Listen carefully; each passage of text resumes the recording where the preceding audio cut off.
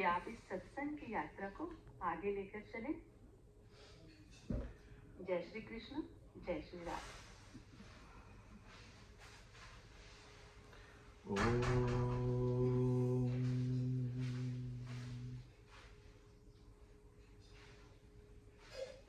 स्वस्ति प्रजाभ्यः परिपालयन्तां न्यायेन मार्गेण मही महिषा गोब्राह्मणेभ्यः शुभमस्तु नित्यं लोकाः समस्ताः सुखिनो भवन्तु।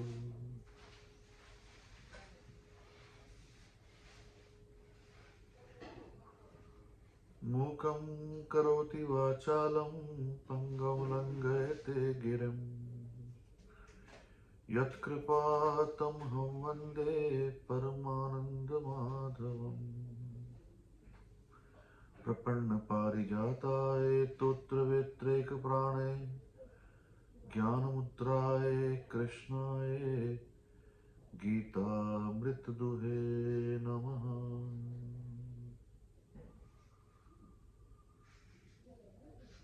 अखण्डमण्डलाकारं व्याप्तं येन चराचरं तत्पदं दर्शितं येन तस्मै श्रीगुरुवे नमः। वसुदेवसुतं देवं कंसचाणूरमर्दनं देवकी परमानन्दं श्रीकृष्णं वन्दे जगद्गुरुम्। कार्पण्यदोषोपहत्स्वभावा पृच्छामि त्वां दरं समूर्चेतः यच्छ्रेयस्यः निश्चितं ब्रूहि तन्मे शिष्यस्तेऽहं शाधि मां त्वां प्रपन्नम्। त्वमेव माताश्च पितः त्वमेव बन्धुश्च सखः त्वमेव विद्या द्रविणं त्वमेव सर्वं मम देवदेव। त्वमेव सर्वं मम देवदेव।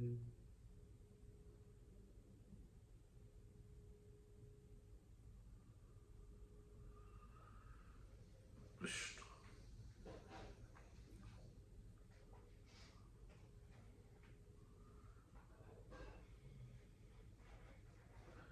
मुझी में जो अपना लगाते हैं मन लगातार भक्ति में मेरी मगन श्रद्धा अचल जिनकी मुझ में बनी है मत मेरे में श्रेष्ठ योगी वही। अप्रगट न जिसका कथन हो कभी अचल अविनाशी सर्वव्यापी भी अटल एक रस जो न मन का विषय पूजा करे जो मेरी इस तरह।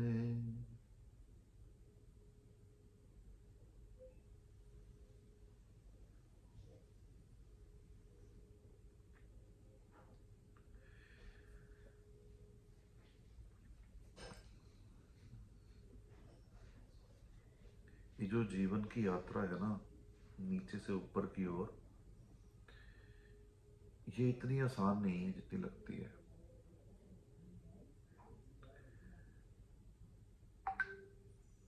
जैसे जैसे आप ऊपर की ओर बढ़ते हैं तैसे तैसे आपकी गुरुत्वाकर्षण आपका असर आपके ऊपर कम होने लगता है यानी कि आपके कर्मों का बोझ ही गुरुत्वाकर्षण है। आपने पढ़ा होगा धरती माता एक बार भगवान के पास गई जब द्वापर के अंदर युद्ध समाप्त हो चुका था कलयुग का आरंभ होने वाला था तो जाकर बोली कि मेरा मुझसे अब भार सहन नहीं हो रहा है प्रभु।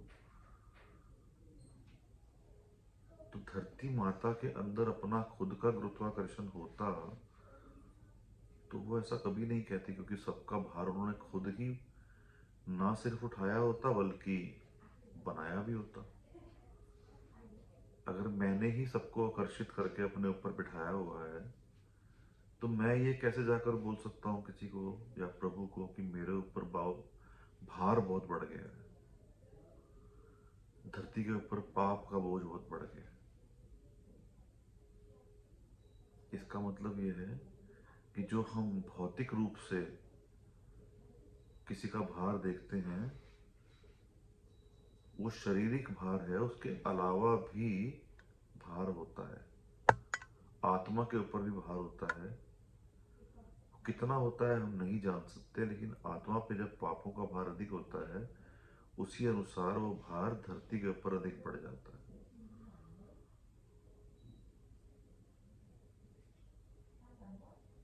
क्षेत्र क्षेत्रज्ञ वाला यहाँ पे नियम चलता है। क्षेत्र का जो भार है वो शारीरिक भार है, क्षेत्रज्ञ का जो भार है वो आत्मिक भार है। क्षेत्र का जो भार है वो दिखता है, दृश्य में साफ दिखाई देता है। क्षेत्रज्ञ का जो भार है वो अदृश्य है। क्षेत्र का जो भार है वो वर्तमान समय में जीवन के होने का प्रमाण है, और क्षेत्रज्ञ का जो भार धरती के ऊपर है वो समय से पूर्व किए गए कर्म, उनके फलों के अनुसार जो हमारे वातावरण का निर्माण होता है, हमारे कर्मों का निर्माण होता है, हमारी सोचों का, विचारों का निर्माण होता है, वो जो भार होता है हमारे दिमाग पर, जब हमारी परिस्थितियां बहुत मुश्किल होती हैं, वो भार सिर्फ हम नहीं सहन करते, वो धरती माता भी सहन करती है। इसलिए हमारे ग्रंथों में धरती को मां बोला गया है, क्योंकि वो एक अंश लेती है हमारे पापों का। जब हमारे पापों के परिणाम स्वरूप हमारे को फल मिलते हैं और वो फल हमारे को सजा देने वाले होते हैं, लेकिन हम फिर भी नहीं सुधरते और नए नए पाप करते रहते हैं, तो वो क्षेत्रज्ञ वाला भार बन जाता है, क्षेत्र वाला नहीं। क्षेत्र वाला भार क्रिया है, क्षेत्रज्ञ वाला भार उस क्रिया के अंदर होने वाली, जिसे आप कहते हैं जान या आत्मा है। क्रिया निर्जीव है, क्रिया में लगाया गया संकल्प, क्रिया में लगाया गया उद्देश्य, वो जीव है। क्रिया का फल नहीं होता, उद्देश्य का फल होता है। हमने किस उद्देश्य से क्रिया की, हमें उतना फल मिलेगा।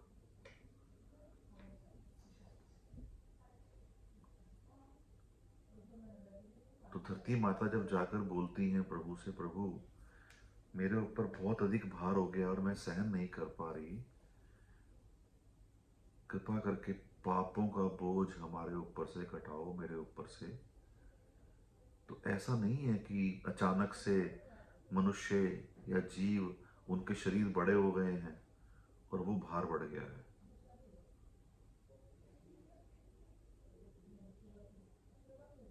अचानक से मोटे हो गए हैं, बहुत बड़े बड़े विशालकाय हो गए हैं। इस प्रकार तो फिर जब धरती बनी थी तो सबसे अधिक भार तब होना चाहिए था। तब जो जीवों का जो साइज था डायनासोरस का, कितना बड़ा था। मनुष्य भी लंबे चौड़े हुआ करते थे। कुछ हजार, कुछ सैकड़ों वर्ष पहले ही महाराणा प्रताप के जिस बाल्टी से वो नहाते थे, वो बाल्टी खाली ही 40 किलो की थी। हमने देखी है म्यूजियम में। जिस बाल्टी को भरकर वो अपने ऊपर डालते थे, वो खाली बाल्टी ही 40 किलो की थी। वो एक हाथ से उठाकर डालते थे। ऐसा नहीं है।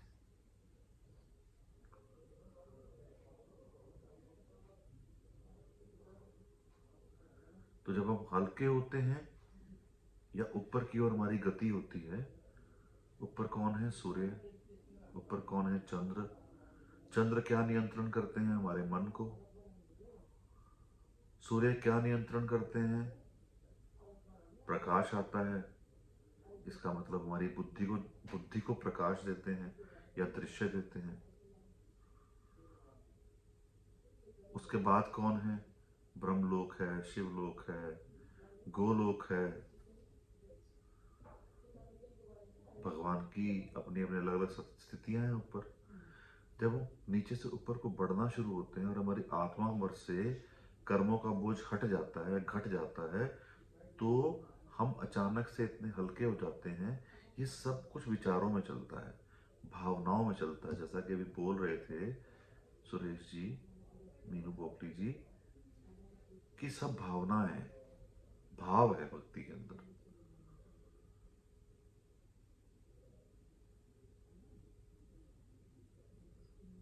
तो हम भावनात्मक रूप से इतने हल्के हो चुके होते हैं, पापों का बोझ हट चुका होता है, कि हमारी गति जब बढ़ती है हमें हमसे नियंत्रण नहीं हो पाता।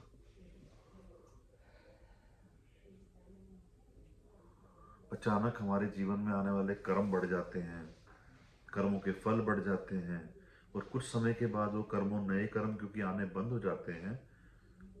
आप तमस से सत्व राजस की यात्रा करते हुए सत्व की ओर बढ़ चले हो, तो आपके जीवन में नए कर्म भी जो होते हैं वो सत्संग से संबंधित होंगे, भगवान से संबंधित होंगे, उनके ध्यान से संबंधित होंगे, उनके कीर्तन से संबंधित होंगे, उनके बारे में बात करने से संबंधित होंगे, और आपको बुलाने वाले भी वैसे होंगे।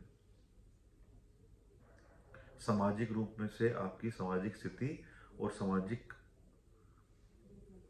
आपका जो दृश्य चेहरा है, जो आपकी इमेज है, वो बनने लगती है। ऐसे में क्या करना चाहिए? ऐसे में कहीं पे भी ऐसा ना हो जाए कि हम इस बात में अहंकार पाल बैठें कि हम कर रहे हैं।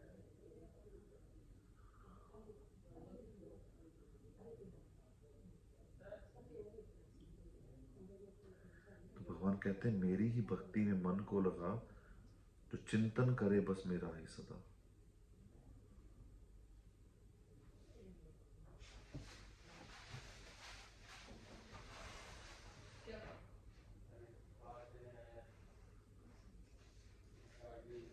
इस प्रकार से जीवन के अंदर जब आनंद के क्षण बढ़ने लगते हैं, आप धूप छाया से मुक्त हो जाते हैं, आप दिन रात के अंधकार और प्रकाश के मोह से और डर से अलग होने लगते हैं। आप धूप में भी सूर्य भगवान को सीधा देख सकते हैं, और सूर्य भगवान आपके लिए अपने रोशनी को सिर्फ आपके लिए थोड़ा सा कम कर लेते हैं कि आप देख सकें। इतनी प्रकृति आपका साथ देने लगती है।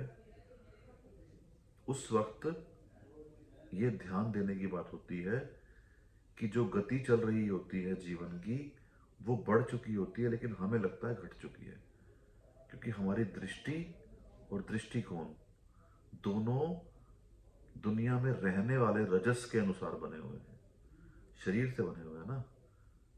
दृष्टि से दृष्टिकोण हमने डेवलप किया है, दृष्टिकोण से दृष्टि डेवलप नहीं की है। पहले दृष्टिकोण का बन जाना, उसके अनुसार दृष्टि को बना लेना, ये तो है आत्मा का नियंत्रण। और पहले दृष्टि का बन जाना और फिर दृष्टिकोण को बनाना वैसा, ये है शरीर का नियंत्रण आपके ऊपर, या बुद्धि का नियंत्रण, या तर्क का नियंत्रण।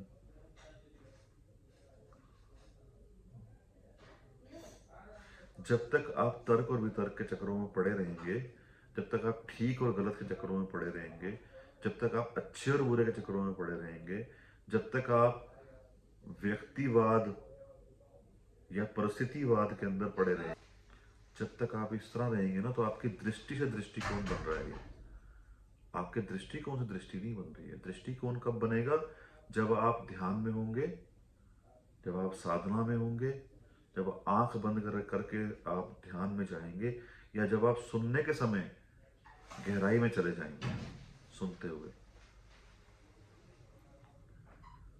और उसे जानने का प्रयास करेंगे।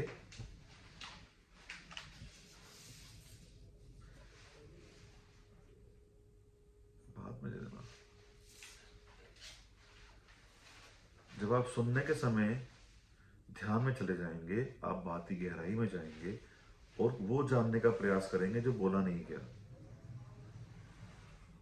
तो दृष्टिकोण डेवलप होगा। जब दृष्टिकोण डेवलप होगा, नजरिया बनेगा, उसके अनुसार आप आगे की परिस्थितियों को, सामने के व्यक्ति को और सामने की सारे हालातों को देखने लगेंगे।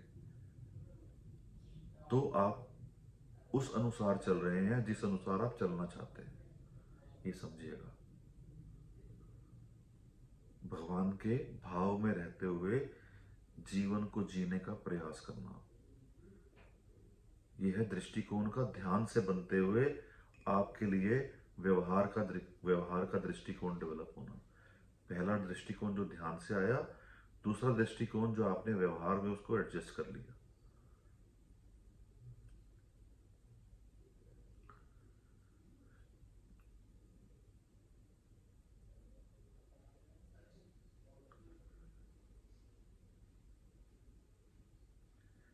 कल श्लोक 7वें तक हम गए थे कि है योग अभ्यास में जो लगा, चिंतन करे ना किसी और का, प्रभु के ही चिंतन में लेता जो रस, अर्जुन मिले वह प्रभु को ही बस। एक बात फिर से ध्यान आ गई, जैसे आप हल्के होते हैं, ऊपर की ओर अग्रसर होते हैं, प्रकाश की ओर बढ़ने लगते हैं, और प्रकाश आपके लिए अपने आप को एडजस्ट कर लेता है कि आपको महसूस ना हो कि रोशनी बढ़ गई है, गर्मी बढ़ गई है, तो उस वक्त वहां पर स्थिर जो ताकतें हैं, जो पहले से मौजूद हैं, जिनका काम है आपको फिर से टेस्ट करना, फिर से परीक्षा लेना, आपको हटाना, भटकाना और फिर वापस लाना, यही एक प्रोसेस है। आपको पहले कंफ्यूज करना, फिर सॉल्यूशन दे देना। वो कोई भी शक्तियां हो सकती हैं, बाबूजी का माइक ऑन है शायद, वो शक्तियां कोई भी हो सकती हैं। वो शक्तियां कौन हो सकती हैं? वो गंधर्व हो सकते हैं, वो यक्ष हो सकते हैं, देव भी आते हैं परीक्षा लेने, क्योंकि उन्होंने भी आपको आपके शरीर से आपका विच्छेद करवाना है, आपकी आत्मा का आपकी शरीर से विच्छेद करवाना है, अलग करवाना है, और प्रेम से करवाना है। कष्ट ना हो, जैसे माखन से बाल निकल गया। और माखन क्या है? भक्ति। बाल क्या है? निर्जीव। और शरीर में सबसे कम उपयोगी शरीर का पार्ट।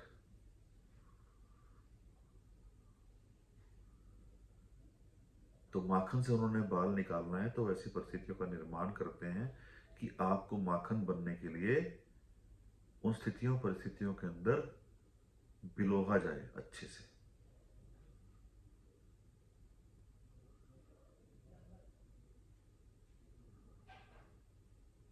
कृष्ण, भगवान कृष्ण के पास जाके माखन की तरह पेश हो जाना और प्रेम रूपी मिश्री आपके पास होना कोई इतना आसान और मजाक नहीं है। धीरे धीरे होता है, समय लेता है। तो कभी ना सोचें मैं कर रहा हूं, हमेशा सोचें वही कर रहे हैं और वही करें तो अच्छा है। हर रोज हम संकल्प लेते हैं कि मेरा ज्ञान भी तुम हो, मेरा अज्ञान भी तुम हो।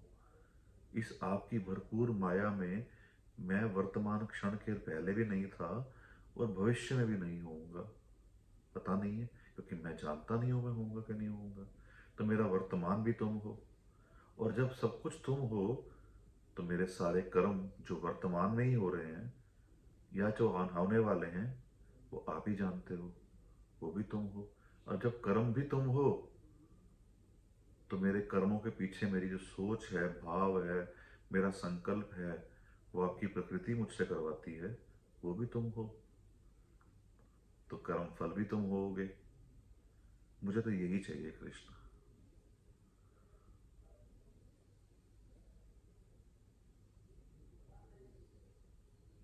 आज एक मैसेज लिखा हमने ग्रुप पे, जो लोग ग्रुप में है वो जानते हैं, गीता जी सेमिनार के अंदर,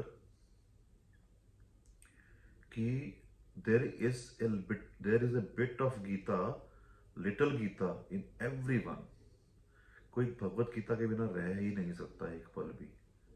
क्या आप थॉट प्रोसेस से बाहर निकल सकते हो? क्या आप लॉज ऑफ कर्मा से बाहर जा सकते हो, जो नियम बनाए गए हैं? क्या आपको नेचर हर वक्त इंटरफेयर नहीं करती है आपके कामों में, आपके फैसलों में, आपके निर्णयों में, आपके कर्मों में? तो फिर ये तो गीता है, और क्या है? तो हम हर पल गीता को जी ही रहे हैं, बस सिर्फ अज्ञान में जीने के कारण हमें उसका पूर्ण लाभ नहीं मिलता। क्योंकि हम अज्ञान है, तो अज्ञान के कारण हम उद्देश्य अलग बना लेते हैं।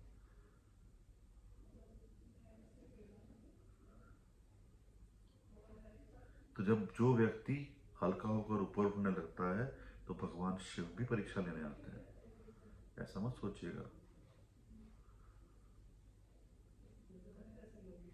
क्योंकि वो इसलिए परीक्षा नहीं लेते कि आपको उन्होंने टेस्ट करना है। आप तो कमजोर हैं, आप तो सब जानते नहीं हैं, अभी संकल्प में कहा हमने। वो इसलिए आते हैं कि आपको उन्होंने और ऊपर उठाना है।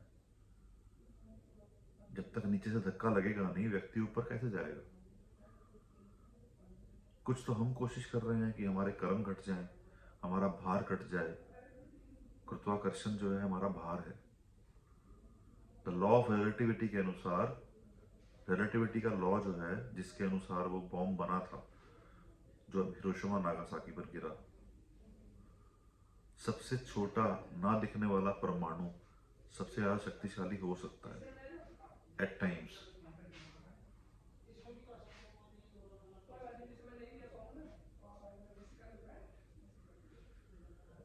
तो आप ये मानकर चलिए कि आप पर प्रभु की कृपा है कि आप ज्ञान की पराकाष्ठा के ऊपर हम इतनी गहरी गहरी बातें कर पा रहे हैं। हम पर प्रभु की कृपा है। एक सेकंड होल्ड कीजिए जी।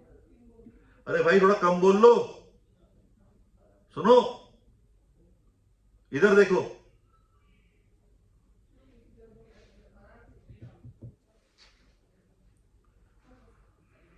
तेरे को अर्जुन बोला है यहां से हिलना नहीं, तो क्यों गया यहां से तू? ओ सिक्योरिटी गार्ड हो गया है, सिक्योरिटी गार्ड है। जब बोलता हूं उतना काम किया कर बस। सब रिकॉर्डिंग में आ गया ये। तू टिकता नहीं बिल्कुल बैठ के। सिक्योरिटी गार्ड सारा सारा सिस्टम ने सत्संग का हिला दिया। 5 मिनट से बात कर रहा है वो, कम से कम 3-4 मिनट से।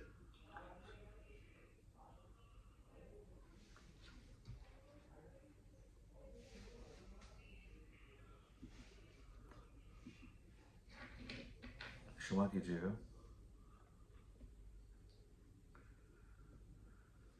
श्री कृष्ण गोविंद हरे मुरारी, हे नाथ नारायण वासुदेवा।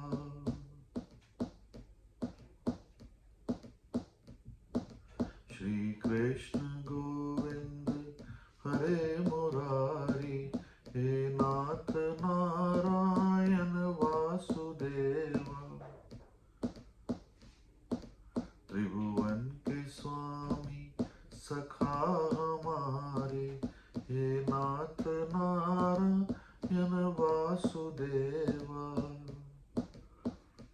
अच्युतम केशवम कृष्ण दामोदरम, राम नारायणम जानकी वल्लभम। तो हमने लिखा मैसेज में, there is a bit of Bhagavad Gita in every one of us at every moment. हम किसी भी क्षण में भगवत गीता से अलग रह ही नहीं सकते, क्योंकि दुनिया की सबसे बड़ी फिलोसफिकल बुक, साइकोलॉजी की बुक, साइको के अलावा नेचर से जो आपका कोऑर्डिनेशन बताती है, उससे बड़ी बुक है ही नहीं। अथाह सागर है ज्ञान का, जो बुलवाते हैं भगवान यहाँ पे, वो गीता जी में कहाँ लिखा है हमें भी नहीं पता। कृपा महाराज जी की, गुरु जी की, गुरुदेव की, कि ये ज्ञान सतत चला आ रहा है और आगे बढ़ रहा है।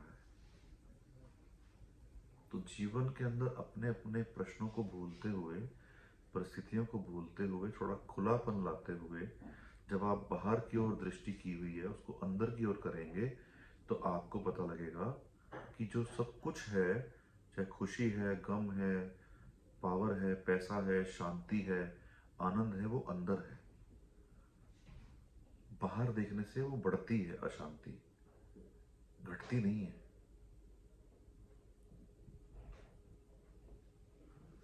क्योंकि बाहर देखने से हम अधिकतर कंपटीशन की भावना में, ईर्ष्या की भावना में, इस सब में उलझ जाते हैं। दुख आता है हमारे पास क्यों नहीं है कुछ।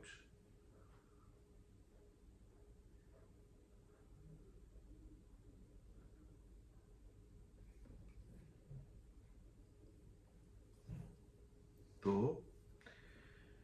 कि है योग अभ्यास में जो लगा, चिंतन करे ना किसी और का, प्रभु के ही चिंतन में लेता जो रस, अर्जुन मिले वह प्रभु को ही बस, करे याद इस रूप में प्रभु को, है सर्वज्ञ अनादि नियंता भी वो, सूक्ष्म अचिंत्य सबका पालन करे, है प्रकाशक अज्ञानता से परे।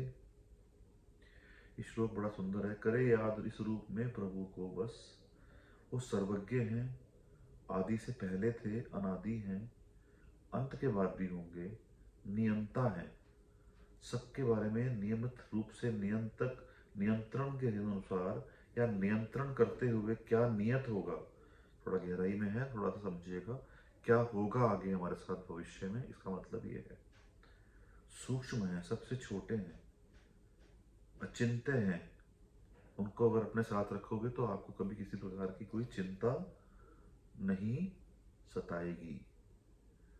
वो उससे परे हैं, सबका पालन करते हैं, प्रकाशक हैं, सारा प्रकाश उनसे व्याप्त है और अज्ञानता से परे हैं। जब अर्जुन ने भगवान कृष्ण के दर्शन किए तो उसमें कहा गया कि जैसे हजारों सूर्य एक साथ चमकते हैं ना, उतना प्रकाश उनके अंदर से आ रहा था। क्यों आ रहा था? क्योंकि सारे ग्रह, सारे प्रकाश के कण पूरे सृष्टि में से जहां जहां अलग अलग उन्होंने अपने आप के हिस्से के रूप में छोड़े हुए हैं, वो एकत्रित होकर वो एक रूप धारण कर चुके थे। तो ऐसे ही होना था ना। कहीं पे वो धरती के रूप में है, कहीं पे चंद्र के रूप में है, कहीं पे वो किसी ग्रह के रूप में है, कहीं सूर्य के रूप में, और ऐसे बहुत सारी आकाश गंगाएं और सूर्य हैं। जब वो सब तरफ से उन्होंने एकत्रित करके एक बार अर्जुन को अपना स्वरूप दिखाया कि देख ये सब मेरे अंदर किस प्रकार से स्थिर हैं, तो अर्जुन को प्रकाश दिखाई दिया जो नहीं देख सकता कोई। जैसे कि हम जहां बैठे हैं हम यहीं का प्रकाश देख सकते हैं, इस कमरे के अंदर। इस कमरे के बाहर रोशनी का अलग घेरा है, और बाहर तो और भी ज्यादा रोशनी है, धूप है पूरी।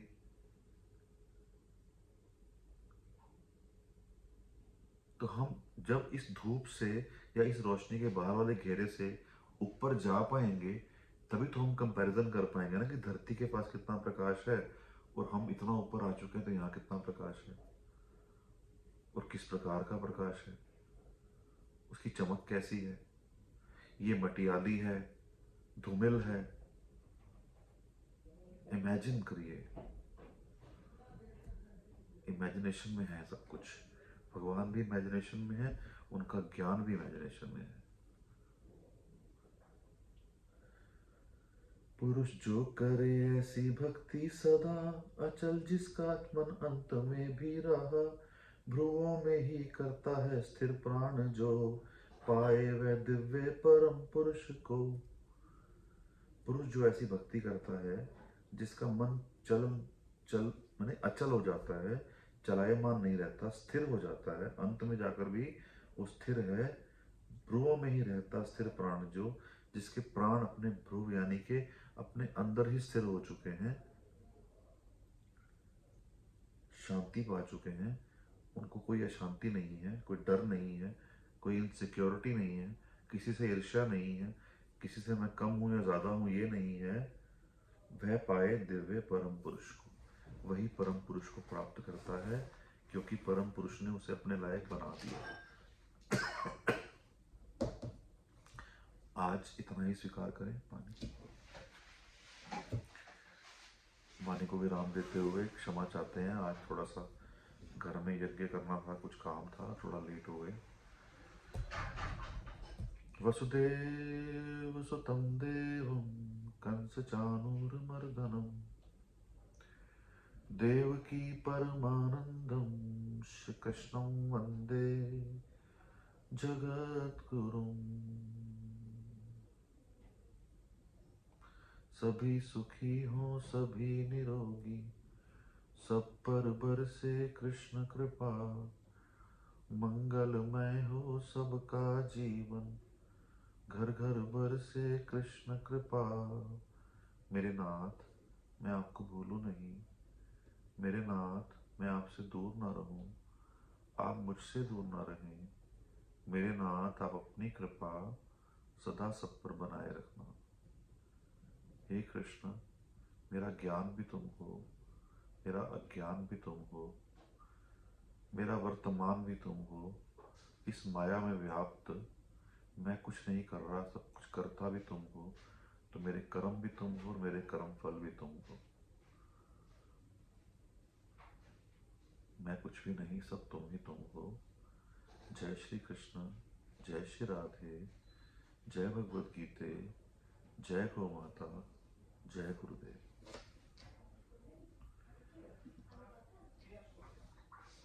जय श्री कृष्ण, जय श्री राधे।